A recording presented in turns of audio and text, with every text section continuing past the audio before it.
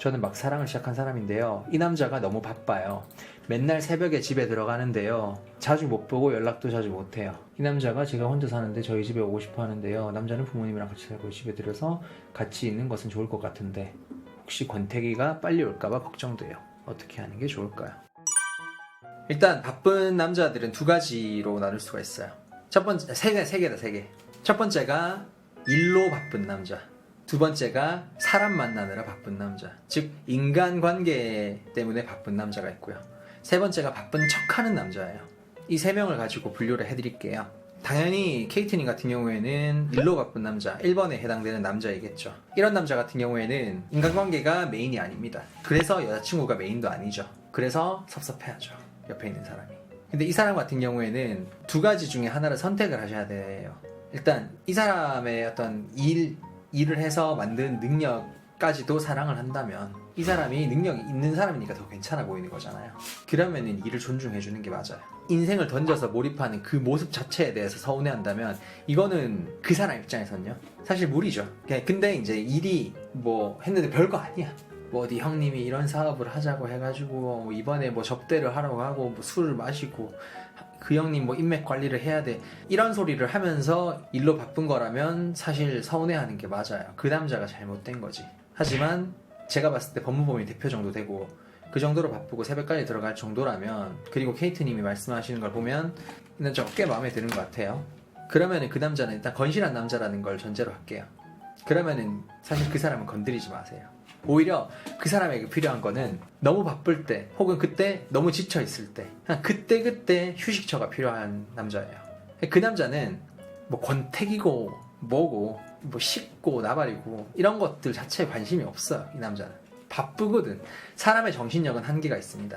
우리가 일을 하면서 동시에 놀 수도 없고 한창 놀고 누워고 쉬고 있는데 일 생각을 할 수 없듯이 이 남자도 마찬가지로 일에 매진하고 있으면은 뭐 이 여자를 뭐 좀 너무 별론데 뭐 좋은데 좀 더 이런 거 좀 해줬으면 좋겠는데 이런 관계에 대한 생각 자체를 하지 않습니다. 뇌 용량이 부족해서.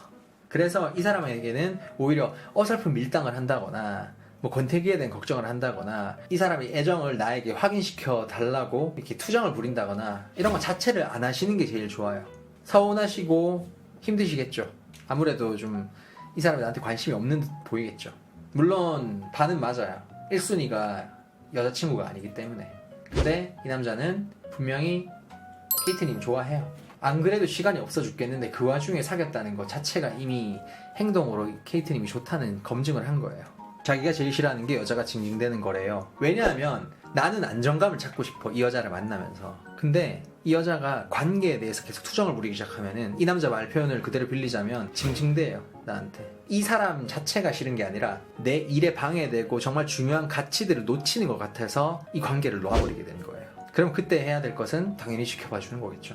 솔직히 얘기해서 이런 남자들은 이게 라이브라서 좀 할 수 있는 얘기인데 게으른 여자가 이런 남자들을 잘 잡아요. 그러니까 별 아무 생각이 없어야 돼. 이런 남자를 만날 때는. 너무 부지런한 여자는 이 남자를 끊임없이 괴롭힐 거예요. 뉴욕 비행기 안에서 한숨도 안 자고 일만 해요.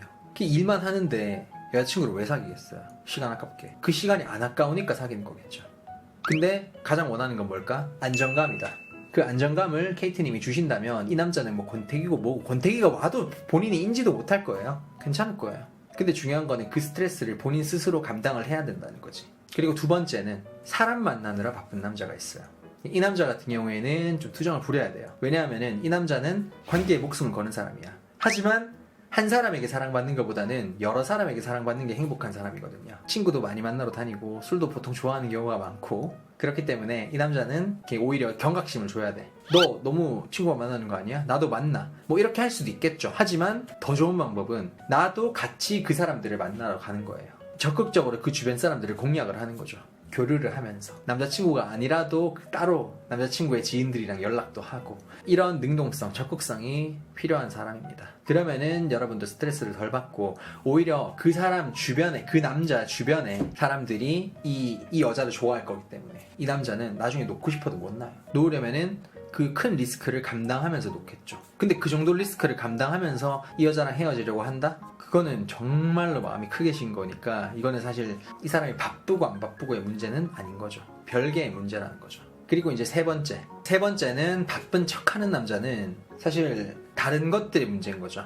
바쁘고 말고가 문제가 아니라 티가 날 거예요, 분명히. 그러니까 이 사람의 직업이라든가 인간관계가 좁다든가 일이 크게 바쁘지 않다든가 이런데도 불구하고 뭔가 계속 일이 있고 바쁘고 뭐 바빠서 그랬어 뭐 이래서 그랬어 라고 하는데, 이런 남자를 어떻게 구별하냐면은 이런 남자들을 보통 두루뭉술해요, 핑계대는 게. 아까 케이트님 같은 경우에는 이 남자는 뉴욕에 뭐 비행기에서 뭐까지도 일을 하고 법무법인 대표고 뭐 언제 어떤 일을 하고 이런 것들에 대해서 분명히 얘기를 했기 때문에 여자분이 아는 거거든요. 근데 바쁜 척하는 남자들은 뭐 아까 얘기했던 것처럼 뭐 비전이니 뭐 거래처 사람 만난다느니 한 번씩 구체적이면은 바쁜 척은 아니에요. 근데 자주 거의 대부분이 그냥 있어 보이는 말만 계속 하는 사람들이 있어요.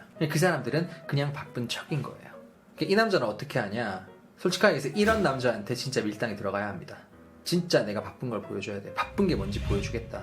이 남자가 왜 바쁜 척 하냐 하면은 이 여자한테 내가 바쁨을 보여주고 내가 그만큼 괜찮은 사람이고 능력 있는 사람이고 네가 놓치면은 아까울 사람이야 라는 어필을 하고 싶어 하는 거거든요. 근데 그 어필을 하는 게 정말 바빠서가 아니라 자기를 위해서가 아니라 이 사람한테 어필을 하고 싶은데, 이 여자가 알고 보니까 자기보다 더 바빠. 더 바쁜 척이 심한데 진짜 바쁜 거야. 그러면은 남자의 반응이 돌변해요. 바쁜 척 하던 게 갑자기 뭐 징징이 된다던가 뭐 너는 너무 바쁘네, 아 우리 언제 보냐, 이런 식으로 갑자기 태도가 돌변할 거예요. 물론 그러면 또 한 번 더 증명이 된 거죠, 이 남자가 바쁜 척 한다는 거를.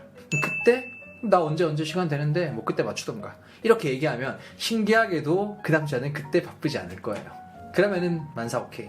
근데 문제는 이런 바쁜 척하는 남자들한테 나한테 언제 시간 내줄 거야 이렇게 하면은 이 남자는 더욱 득이양양해서 바쁜 척할 거예요. 그러니까 이런 남자들은 오히려 흔히 얘기하는 이렇게 밀어내는 밀당을 좀 더 많이 해야 되는 그런 케이스라고 보시면 됩니다. 능동성, 적극성이 필요한 사람입니다.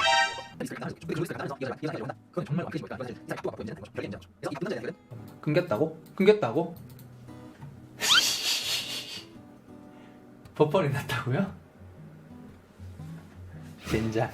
어디까지 드셨어요? 아, 열변을 토했는데. 어디까지 드셨어요?